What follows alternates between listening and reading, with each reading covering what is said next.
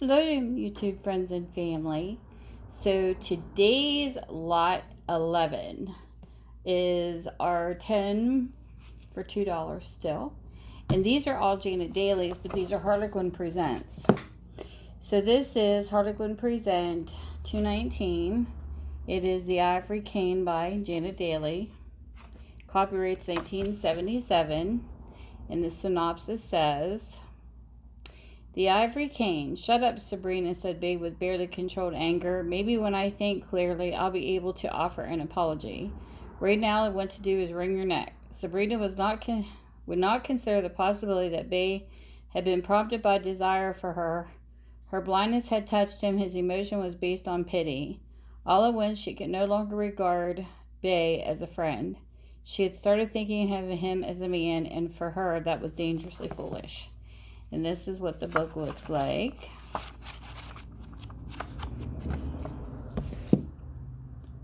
Book number 2, Sentimental Journey, Harlequin Presents 319. Another Janet Dailey. Copyright 1979. This is what the book looks like. And this is what it's about. It is "Really me you want?" Jessica asked. She tried to pull away from Brody. It was suddenly very necessary to think clearly. Jessica's meeting with Brody Hayes after so many years was accidental yet devastating. The Brody Hayes she remembered had been a poor young man from the wrong part of town, and he had pursued her older sister unsuccessfully. Now Brody Hayes was a rich, powerful businessman, welcome anywhere. Jessica couldn't help but respond to his overwhelming charm, but she could be sure his interest in her was genuine. But could she be sure? She didn't intend to be a substitute. The next book is called Fire and Ice by Janet Dailey. It is Harlequin Presents 147. Copyright dates 1975.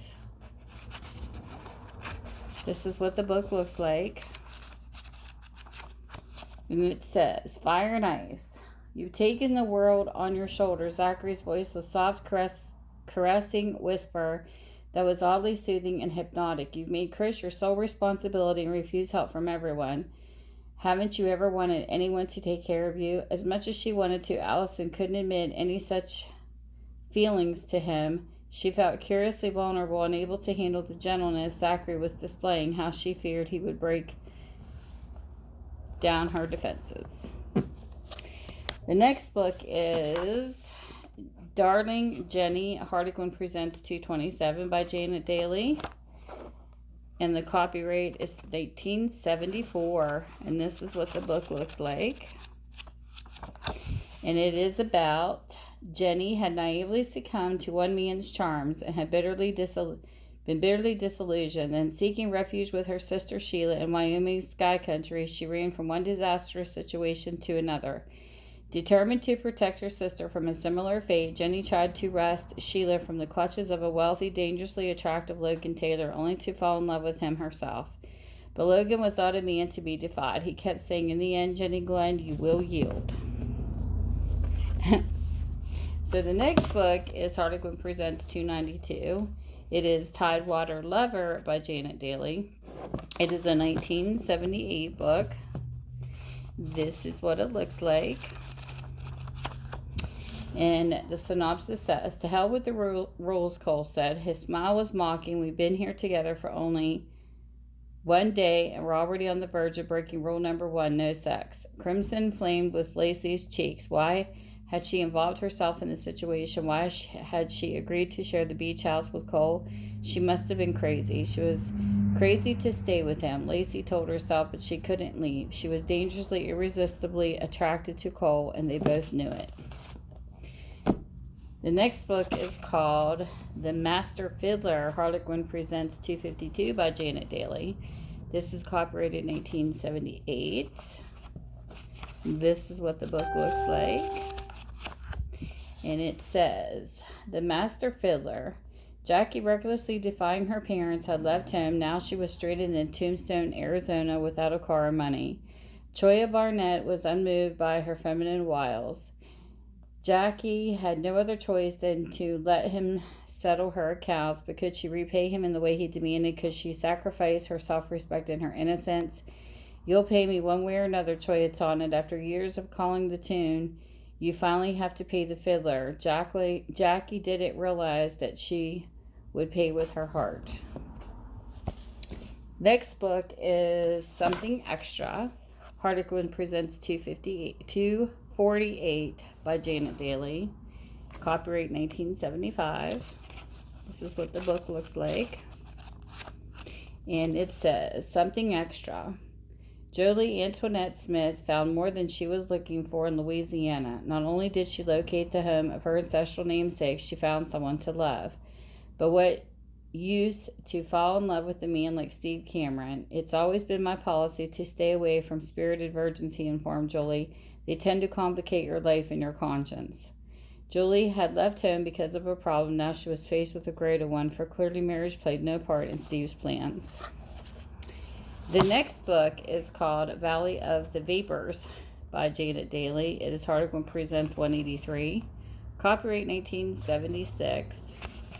And this is what the book looks like. And it says, Valley of the Vapours, you will do as your father wishes, Rourke stated in a very quiet and very firm tone.